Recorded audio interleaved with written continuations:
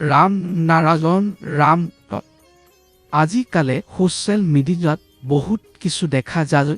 ইয়াৰ জৰিয়তে লোকক ৰাজনীতিৰ নামত, ধৰ্মৰ নামত, জাতিৰ নামত উত্তেজিত কৰা হয়। তেওঁলোকক লুটা যায়, যাৰ ফলত লোকক বুজি পৰা নাযায় যে সঠিক কি আৰু ভুল কি। তেন্তে এতিয়া এই পৰিস্থিতিত কি কৰা উচিত?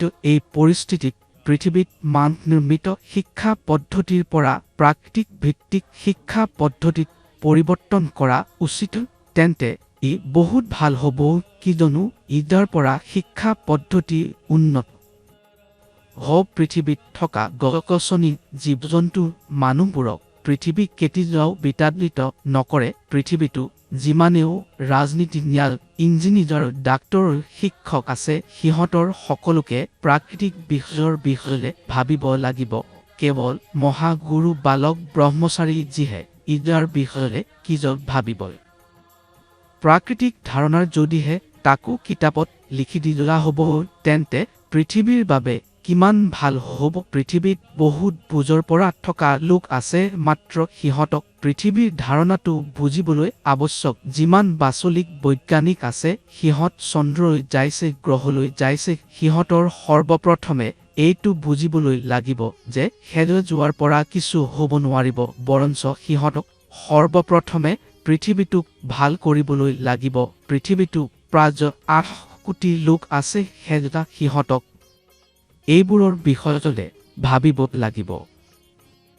আমাক ৰাম নাৰায়ণ ৰামৰ জপ কৰোঁতে মাত্ৰ সকলো কিছু লাভ হয়, তেন্তে আমাৰ অন্য কোনো ধৰ্মৰ আৱশ্যকতা কি?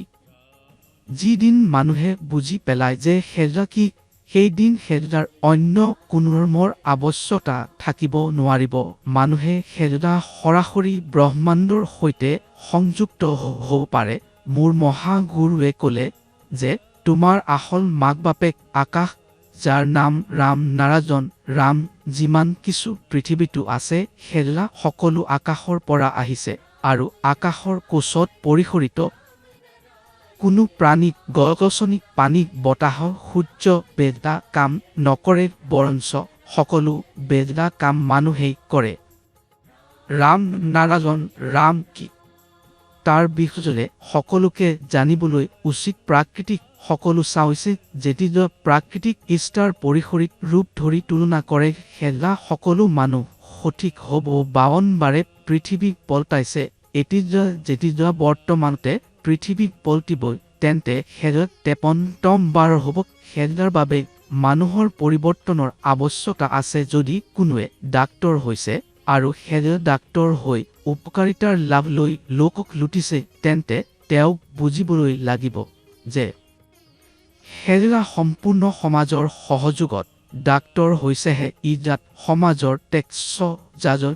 তেন্তে আপুনি এক ভাল কলেজত পঢ়োতে হেৰাৰ বাবে প্ৰাকৃতিক আধাৰ থকাৰ আৱশ্যকতা আছে। হেৰাৰ বাবে আপুনি ৰাম নাৰায়ণ ৰামৰ জপ কৰক, ধ্যান কৰক। আপুনি ধ্যান কৰিলে আপোনাৰ কোনো ৰোগ নহ'ব, আপোনাৰ কোনো সমস্যা নহ'ব।